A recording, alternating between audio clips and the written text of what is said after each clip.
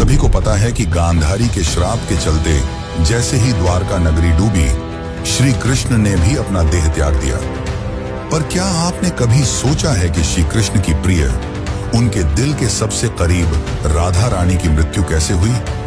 आखिर उनकी अंतिम इच्छा क्या थी और उन्होंने श्री कृष्ण से ऐसा क्या मांग डाला जो आज भी चर्चा का विषय है? ये एक ऐसी प्रेम कहानी है जो समय से भी परे है। ये वो बंधन है जो तन से नहीं, आत्माओं से जुड़ा हुआ है। तो दोस्तों, आज हम जानेंगे राधा रानी की मृत्यु का असली रहस्य और उनकी अंतिम इच्छा की अनसुनी मगर रोचक कथा जो आपको हैरान कर देगी। आज की वीडियो अत्यंत ही ज्ञानपूर्वक और प्रेरणादायक है, इसलिए इस कथा और इस रहस्य को समझने के लिए वीडियो को पूरा जरूर देखें, क्योंकि इस कथा को पूरा सुनने से आपका जीवन सफल हो जाएगा।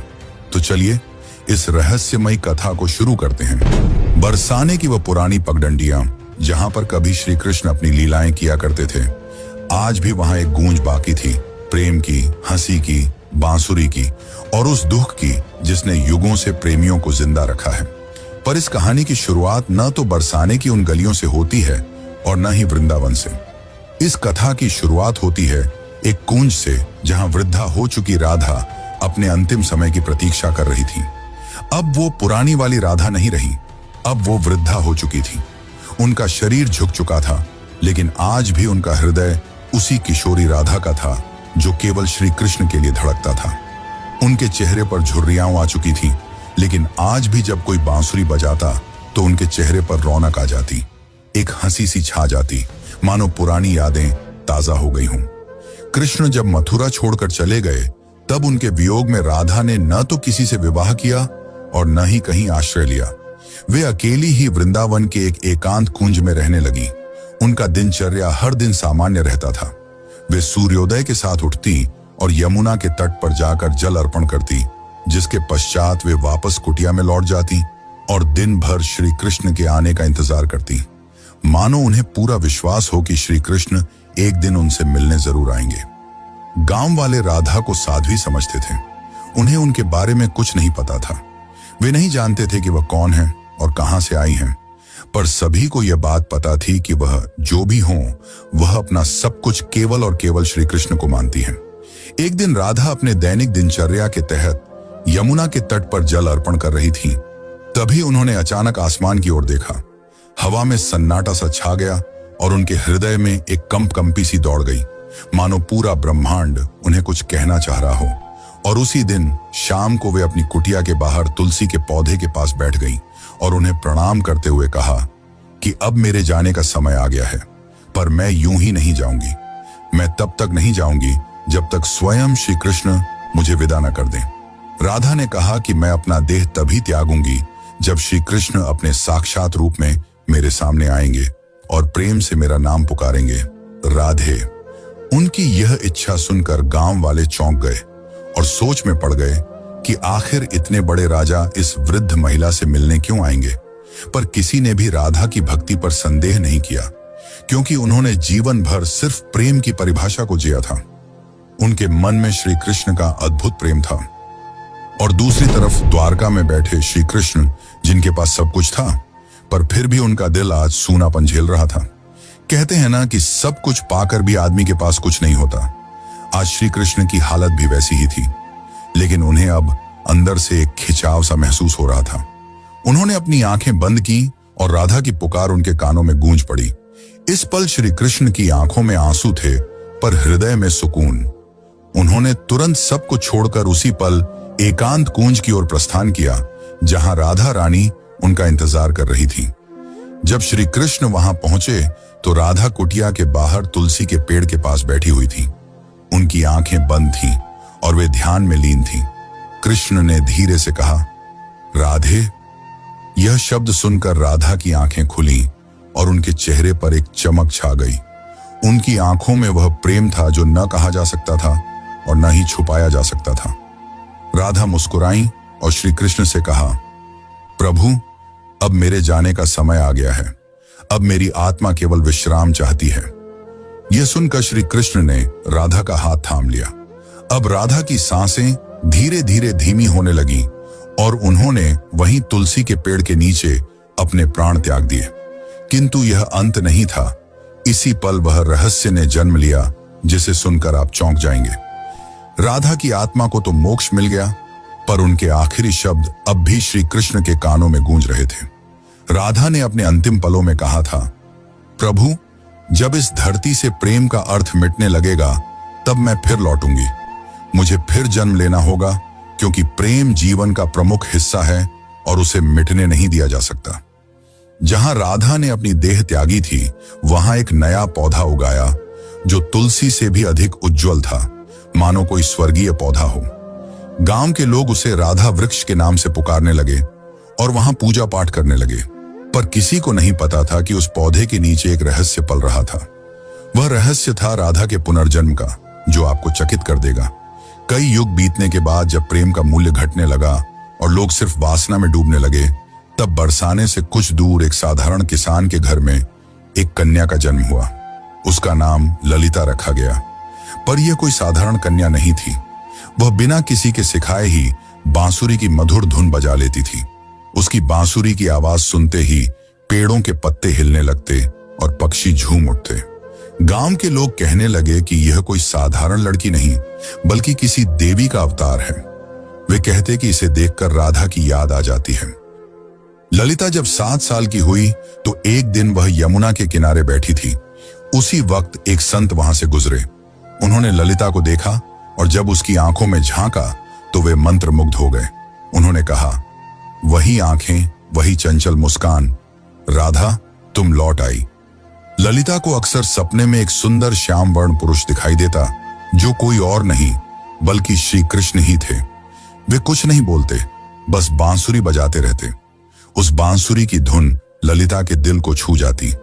एक दिन ललिता ने अपनी माँ से पूछा, माँ, ये प्रेम क्या होता है? माँ ने जवाब दिया, तू अभी बच्ची है, तुझे प्रेम का क्या पता। ललिता चुप हो गई, लेकिन उसकी आंखों में एक पुराना दर्द था, मानो उसने यह सवाल पहले भी किसी और जन्म में पूछा हो। जब ललिता 13 साल की हो गई तो एक दिन वह यमुना तट के पास बैठकर बांसुरी बजा रही थी कि तभी अचानक उसकी बांसुरी से अलग धुन निकलने लगी। वही धुन जो श्री कृष्ण उनके सपनों में आकर बजाया करते थे। अचानक वहां की जमीन थोड़ी सी फटी और एक मूर्ति सी दिखाई दी। ललिता ने उस मूर्ति को निकाला। वह मूर्ति एक स्त्री की थी जिसने बांसुरी पकड़ी हुई थी। जैसे ही ललिता ने उस मूर्ति को अपने हाथ में उठाया, उस मूर्ति से एक दिव्य आवाज निकली जिसने कहा, तुम लौट आई राधे। ललिता चौंक गई। आखिर यह कौन थी और क्यों उसका नाम राधे पुकारा जा रहा था? तो चलिए जानते अब आगे की कथा, जो और भी रोमांचक और रहस्यमयी है। लेकिन उससे पहले अगर वीडियो अच्छी लग रही हो तो इसे लाइक करके कमेंट में राधे कृष्ण जरूर लिखें। उस दिन के बाद ललिता का व्यवहार बदलता जा रहा था। अब वह गहराइयों में सोचने लगी थी। वो जानना चाहती थी कि वह कौन है और उसका जन्म क्यों हुआ है। आखिर क्यों उसे प्रेम और कृष्ण जैसे शब्द इतना आकर्षित करते हैं। उसी दौरान एक संत हिमालय से कई वर्षों की तपस्या कर बरसाने लौट रहे थे। जब उन्होंने ललिता को देखा तो वे स्तंभ रह गए। वह बोले, युगों पहले मैंने यही आंखें राधा की देखी थी। कन्या, तुम इस युग की नहीं हो। तुम्हारा जन्म किसी उद्देश्य से हुआ है। ललिता ने पूछा, कौन सा उद्देश्य? तब उस तपस्वी संत ने अपनी आंखें बंद कर जवाब दिया, अभी के युग में प्रेम केवल एक शब्द बनकर रह गया है। तुम्हें उसे फिर से जीवन बनाना है। अब बरसाने की गलियों में एक नई कथा जन्म लेने वाली थी। दरअसल यह कथा नई नहीं बल्कि पुरानी थी, राधा के पुनर्जन्म की कथा। अब ललिता किशोर अवस्था में पहुंच चुकी थी। अब उनके मन में विचित्र सी बेचैनी थी, मानो कोई उन्हें पुकार रहा हो। रातों में ललिता यमुना के तट पर अकेले बैठती और उस अज्ञात पुरुष की कल्पना करती जो उन्हें सपनों में दिखाई दिया करते थे। एक दिन ललिता ने अपनी मां से पूछा, मां, क्या प्रेम बिना कहे भी हो सकता है? तब उनकी मां ने जवाब दिया, बेटी, सच्चा प्रेम तो वही होता है जो कुछ कहे बिना ही हो जाए। पर ललिता तो कुछ और ही सोच रही थी। उसका हृदय उस व्यक्ति के लिए धड़क रहा था जिससे वो कभी मिली भी नहीं थी। एक दिन उस स्वामी ने ललिता को अपने आश्रम में बुलाया और कहा, राधे, अब समय आ गया है। कृष्ण इस युग में जन्म ले चुके हैं। पर इस युग में उन्होंने एक ब्राह्मण के रूप में जन्म लिया है और तुम्हें उन्हें ढूंढना पड़ेगा। यह सुनकर ललिता खुशी के मारे झूमने लगी, क्योंकि जिस पल का उसे इंतजार था वो आने वाला था। पर एक समस्या थी, ललिता श्री कृष्ण को पहचानेंगी कैसे? तब उस संत ने कहा, जब वे तुम्हारे सामने आएंगे तो तुम खुद ही उसे पहचान लोगी। पर ध्यान रखना, इस बार परीक्षा और भी ज्यादा कठिन होगी, क्योंकि अब युग बदल चुका है। अब तुम्हारा प्रेम व्यक्तिगत नहीं रहा, बल्कि अब तुम्हें लोगों और समाज का सामना करते हुए पूरे संसार को प्रेम का अर्थ समझाना होगा। अब श्री कृष्ण पुनर्जन्म ले चुके थे और एक नव युवक साधु के रूप में थे, जिनका नाम अनंतानंद था, जो लोगों को उपदेश दिया करते थे। पर कोई नहीं जानता था कि असल में अनंतानंद हैं कौन। वे जब प्रवचन देते तो प्रेम की ऐसी वाणी बोलते कि लोग रो पड़ते थे। वे कहते थे, प्रेम केवल शरीर का नहीं बल्कि आत्मा का संबंध है। प्रेम का अर्थ ही है त्याग और समर्पण। पर अंदर से वे भी अधूरा सा महसूस करते थे। वे भी हर रात यमुना के तट पर जाकर बैठ जाते और उस अज्ञात स्त्री के स्वप्न में खो जाते। अब एक दिन संत के आदेशानुसार ललिता अपने माता पिता को प्रणाम कर अकेले ही अपने उस अज्ञात प्रेम की तलाश में निकल पड़ी। उनके हाथ में केवल एक छोटी सी बांसुरी थी और मन में दृढ़ निश्चय। वे गांव गांव घूमती, कभी कथा सुनती तो कभी कई साधुओं से मिलती, इस उम्मीद में कि उसे उसका प्रेम मिल जाए। पर किसी साधु में वह तेज नहीं था जिसकी तलाश ललिता को थी। एक दिन उसे एक वृद्ध महिला मिली, जिसने उससे पूछा, बेटी तुम इधर उधर क्यों भटक रही हो? तब ललिता ने कहा, मुझे किसी की तलाश है। उस वृद्ध महिला ने ललिता में राधा सा तेज देखा और उसे सुझाव दिया, बेटी तुम अपनी यह बांसुरी बजाओ, जो तुम्हारे लिए बना होगा वह स्वयं ही धुन सुनकर तुम्हारे पास खींचा चला आएगा। जिसके पश्चात ललिता ने ऊंची पहाड़ी पर चढ़कर अपनी बांसुरी बजाई और ठीक उसी पल उससे कई मील दूर अनंतानंद की आंखें भर आईं। ललिता अब तक 8 गांव पार कर चुकी थी। हर गांव में वह अपनी बांसुरी बजाती, मगर अब तक उसे वह नहीं मिल पाया था जिसकी उसे तलाश थी। ललिता को अनंतानंद के आसपास होने का एहसास होता, मगर वह उसे ढूंढ नहीं पा रही थी।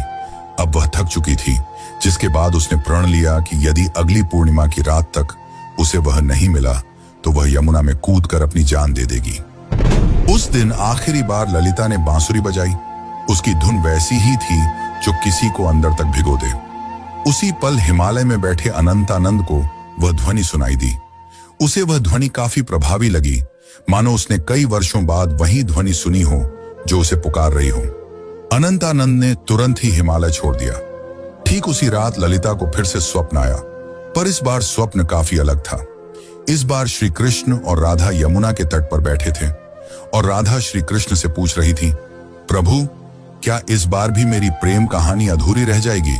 कृष्ण ने कहा, नहीं राधे, इस बार संसार को तुम्हारे प्रेम की पूर्णता दिखाई देगी। इतना कहते ही ललिता का स्वप्न टूट गया। ललिता के मन में एक नई उम्मीद जाग उठी थी। अब वह उस जगह पहुंची जहां अनंतानंद पहुंचने वाले थे, वृंदाधाम। यह कोई आम स्थान नहीं थी। कहते हैं कि इसी स्थान पर राधा ने कृष्ण को आखिरी बार देखा था और एक शिला को छूकर प्रण लिया था कि जब तक उसकी प्रेम कहानी पूर्ण नहीं हो जाती वह लौटती रहेगी। उस समय वृंदाधाम में एक कथा हो रही थी और उस कथा के वाचक कोई और नहीं बल्कि स्वयं अनंतानंद थे। ललिता बहुत दूर खड़ी थी और उनके चेहरे को भी नहीं पहचानती थी, परंतु उनकी वाणी में कुछ ऐसा था जिसने उसके हृदय को प्रभावित कर दिया। उस दिन अनंतानंद प्रेम की परिभाषा समझा रहे थे। प्रेम वह नहीं जो आपके पास होता है और आपके साथ जीता है। प्रेम तो वह है जो दूर होकर भी पास होता है। वे यह सब बता ही रहे थे कि उनकी आंखें ललिता से टकराईं। दोनों एक पल के लिए स्तंभ रह गए, मानो पूरी दुनिया ही रुक गई हो। अनंतानंद ने तुरंत ही प्रवचन छोड़ दिया और ललिता के पास दौड़े चले आए। तब ललिता ने अनंतानंद से धीरे से पूछा, क्या आज भी आपको मेरी आवाज सुनाई देती है? अनंतानंद ने उसकी आंखों में देखा और प्रेम से कहा, राधे तुम आ गई। पल काफी मनमोहक था। पूरा संसार थमा हुआ था, लेकिन यह अंत नहीं था। असली कहानी तो अब शुरू होने वाली थी। अचानक मौसम खराब होने लगा और बादल काले पड़ गए और तभी वहां एक साधु कुरंगनाथ प्रकट हुए जो नहीं चाहते थे कि राधा और कृष्ण फिर से मिलें, क्योंकि उसे ऐसा लगता था कि अगर राधा और कृष्ण फिर से मिल गए तो प्रेम को धर्म से ऊपर का स्थान मिल जाएगा, जो कि समाज की जड़ता को तोड़ डालेगा। कुरंगनाथ ने कहा, तुम्हारा प्रेम आज के युग के नियमों के विरुद्ध है। आज का समाज न तो इस प्रेम को समझेगा और न ही सहन कर पाएगा। तब अनंतानंद ने कहा, प्रेम समाज का मिलन नहीं बल्कि दो आत्माओं का मिलन है। तब कुरंगनाथ ने कहा, तो फिर अब तैयार हो जाओ अंतिम परीक्षा के लिए। कुरंगनाथ ने कहा कि यदि तुम्हारा प्रेम सच्चा है तो अगली पूर्णिमा की रात तक ललिता अपनी आंखों पर पट्टी बांध लेगी और वह बिना देखे और बिना सुने तुम्हें ढूंढ निकालेगी। यदि वह इसमें असफल हो जाती है तो दोनों को फिर से युगों युगों के लिए बिछड़ना होगा। अनंतानंद यह सुनकर मौन रह गए, पर ललिता ने बड़े ही प्रेम पूर्वक और शक्ति से कहा, मुझे आपकी यह शर्त मंजूर है। पूर्णिमा की रात पास आ रही थी। यह परीक्षा ललिता के लिए केवल एक शर्त नहीं थी, बल्कि उसके प्रेम और संयम की लड़ाई थी। वह खुद भी यह जानना चाहती थी कि क्या बिना देखे सिर्फ मन और आत्मा से प्रेम किया जा सकता है या नहीं। अब उसने अपने नेत्रों पर पट्टी बांध ली और कसम खाई कि वह अब किसी को नहीं देखेगी जब तक उसकी आत्मा उसे स्वयं श्री कृष्ण को न दिखा दे। लोगों ने जब उसे ऐसा करते देखा तो वे उसका मजाक उड़ाने लगे कि आजकल की कन्याओं को तो सिर्फ नाटक करना आता है। लेकिन कुछ ऐसे भी थे जिन्होंने उसके इस प्रयास की तारीफ की और उसे हिम्मत दी और बोले, हे राधे, तुम इस युग में जरूर प्रेम को जीत दिलाओगी। उधर दूसरी ओर अनंतानंद एक सुनसान गुफा में ध्यान मग्न बैठे थे। वे केवल एक ही शब्द दोहरा रहे थे, राधे। वे न कुछ खा रहे थे न पी रहे थे। उनके शिष्य इस दृश्य को देखकर घबरा गए और बोले, गुरुदेव, यदि ऐसे ही चलता रहा तो आप जीवित नहीं बचेंगे। तब अनंतानंद ने मुस्कुराते हुए उत्तर दिया, मेरे प्राण तो केवल राधे में बसते हैं। इतना कहकर उन्होंने अपने शिष्यों को आदेश दिया कि यदि ललिता उनके बारे में पूछे तो उसे न उनका चेहरा बताया जाए, न ही उस स्थान का पता दिया जाए जहां वे ध्यान कर रहे हैं। वे भी जानना चाहते थे कि क्या इस युग में भी राधा केवल अपनी आत्मा की पुकार से उन्हें ढूंढ पाएगी। इधर ललिता अपनी आंखों पर पट्टी बांधे गांव-गांव भटक रही थी। वह अनेक साधुओं से मिलती और पूछती, क्या आप अनंतानंद हैं? पर उसे कुछ हासिल नहीं हो रहा था। कुछ साधुओं ने तो यहां तक झूठ बोलने की कोशिश की कि मैं ही अनंतानंद हूं, पर ललिता का हृदय उन्हें पहचान जाता। उनकी आवाज में वह माधुर्य नहीं था, न ही वह तेज था जो केवल आत्मा से पहचाना जा सकता था। एक बार एक साधु उनके पास आया जिसमें गजब का तेज था और जिसकी वाणी अत्यंत मधुर थी। उसने ललिता से कहा, मैं ही अनंतानंद हूं। यह सुनकर ललिता एक पल के लिए डगमगा गई, पर तुरंत ही उसे एहसास हो गया और उसने उस साधु से कहा, आप में तेज तो काफी है, पर आप वह आत्मा नहीं है जिसकी मुझे तलाश है। उसी क्षण उस साधु ने अपना भेष बदल लिया। दरअसल वह कुरंगनाथ ही था जिसने भ्रम फैलाने के लिए ऐसा किया था। अब कुरंगनाथ ने क्रोध में कहा, तू अब तक नहीं टूटी? आखिर किस प्रेम की बात करती है तू? इतना सुनकर ललिता ने कहा, मेरा प्रेम इस युग के बंधनों से मुक्त है, जिसे शब्दों में समझाना असंभव है। इतना सुनकर कुरंगनाथ वहां से चला गया। अब ललिता उस गुफा के पास पहुंच चुकी थी जहां अनंतानंद ध्यान मग्न थे। ललिता धीरे धीरे गुफा के अंदर गई और अंत में उसे वहां किसी के होने का आभास हुआ, जिससे दिव्य तेज निकल रहा था। ललिता ने उन्हें पहचान लिया और उनके पास जाकर अपनी बांसुरी उनके पैरों में रख दी और कहा, मैं आपको देख नहीं सकती, पर मेरा हृदय काफी जोर से धड़क रहा है। क्या आप वही हैं जिनकी मुझे तलाश है? अनंतानंद ने बांसुरी उठाई और उसे बजाया, वही धुन जो ललिता को यमुना तट और अपने सपनों में सुनाई देती थी। फिर अनंतानंद ने उसकी पट्टी खोली और कहा, राधे, इस बार भी तुमने मुझे तन से नहीं, केवल अपने मन और आत्मा से पहचान लिया। वे दोनों रो पड़े। उनकी आंखों में कई सालों की थकान थी जो अब मिट रही थी। तभी वहां एक साधु आए और उन्होंने कहा, राधा और कृष्ण, तुम्हारा प्रेम संपूर्ण तभी माना जाएगा जब यह समाज इसे स्वीकार करेगा। जब इस समाज के सामने तुम्हारा प्रेम सत्य और पवित्र सिद्ध हो जाएगा, तभी तुम्हारा मिलन सफल होगा। राधा ने कहा, प्रेम तो किसी समाज के बंधन से मुक्त होता है, उसे किसी के प्रमाण की जरूरत नहीं। लेकिन तभी अनंतानंद ने उसे समझाते हुए कहा, राधे, अब युग बदल गया है। अब यह समाज प्रेम की परिभाषा भूल चुका है। इतना कहकर अनंतानंद ने उस साधु से पूछा, आप ही बताइए कि हमें क्या करना होगा। उस साधु ने कहा, तुम्हें इस राज्य की राजसभा में सभी के सामने अपने प्रेम को स्वीकारना होगा। तुम्हें वहां राजा, पंडित और प्रजा सभी को यह बतलाना होगा कि एक ब्रह्मचर्य साधु और एक साध्वी भी प्रेम के बंधन में बंध कर धर्म के मार्ग पर चल सकते हैं। अगले दिन वे दोनों राजसभा में उपस्थित हुए। राजा ने कहा, हम यह क्या सुन रहे हैं कि एक साधु ने ब्रह्मचर्य को तोड़ा है। इतना सुनकर अनंतानंद ने उत्तर दिया, महाराज, मैंने कोई नियम नहीं तोड़ा, मैंने तो केवल अपने प्रेम को अपनाया है। तब अनंतानंद ने प्रेम को समझाते हुए कहा, प्रेम कोई काम वासना नहीं है, प्रेम तो आत्मा का मिलन है। जब आज से कई युग पहले राधा और कृष्ण ने प्रेम किया था, तब भी समाज ने यही कहा था, और जब वे जीवन भर समाज के कारण एक दूसरे से अलग रहे, फिर भी समाज चुप रहा। इतना कहते ही ललिता भी आगे बढ़कर बोली, मैंने केवल इन्हें तन से नहीं चाहा, बल्कि मन से भी चाहा है, और अपने प्रेम को साबित करने के लिए मैंने कड़ी परीक्षा भी दी है। और इसी दौरान ललिता ने कुरंगनाथ की वह कठिन परीक्षा के बारे में सबको बताया। इतना सुनकर राजा और सभा मौन रह गए। को राजा के फैसले का इंतजार था। राजा ने कहा, जब मैं छोटा था तब मेरी माँ मुझे राधा और कृष्ण की अमर प्रेम कहानी सुनाया करती थी, और जब मैं उनसे पूछता कि आखिर उन्होंने विवाह क्यों नहीं किया, तो मेरी माता चुप रह जाती। आज जाकर मुझे यह बात समझ में आ रही है कि विवाह तो समाज का नियम है, पर प्रेम आत्मा का। इसीलिए मैं इस प्रेम को स्वीकार करता हूं। तब से प्रेम की एक नई परिभाषा लिखी गई, और कई युगों पश्चात राधा और कृष्ण का मिलन फिर से संपूर्ण रूप से हो पाया। दोस्तों, अब हमारी कथा यहीं पर समाप्त होती है।